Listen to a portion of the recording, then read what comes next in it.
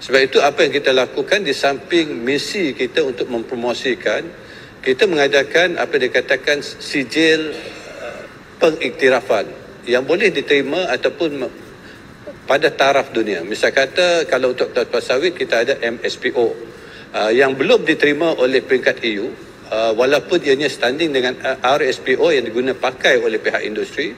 Getah kita dah ada standard kita sendiri, begitu juga dengan kayu kayan dan sebagainya.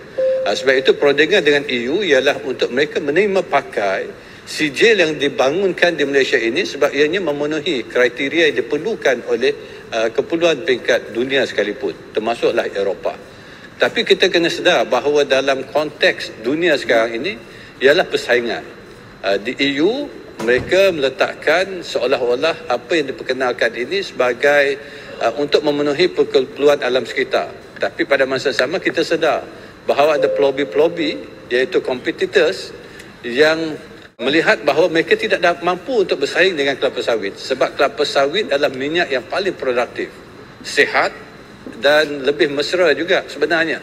Sebab itu kita melihat bahawa apa yang perlu dilakukan dengan misi ini ialah untuk kita jalinkan kerjasama khususnya dalam bidang R&D, di mana kita memerlukan saintis daripada Eropah itu sendiri untuk mengesahkan bahawa minyak sawit kita ini adalah sihat dan apa yang kita lakukan adalah mesra alam.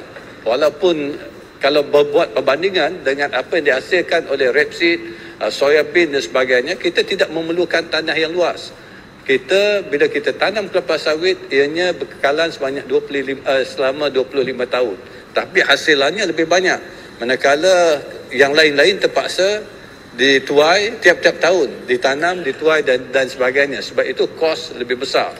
Dan akhirnya mereka memperkenalkan perkara-perkara yang baru supaya kos untuk kita mengeluarkan kelapa sawit, minyak sawit ini lebih mahal. Dan ianya akan dapat bersaing dengan mereka. Jadi ini yang kita lihat bahawa ketidakadilan ini wujud, dan sebab itu pendekatan kita ialah untuk engage bukan saja dengan pihak perundangan, pihak policy makers, tapi juga NGO, civil societies dan juga para saintis supaya akhirnya mereka sedar bahawa kelapa sawit ini adalah minyak yang selamat, minyak yang sihat untuk digunakan dan produktif yang lebih dari segi menjimatkan ataupun menjaga alam sekitar kita dari segi penggunaan keseluruhannya. Terima kasih.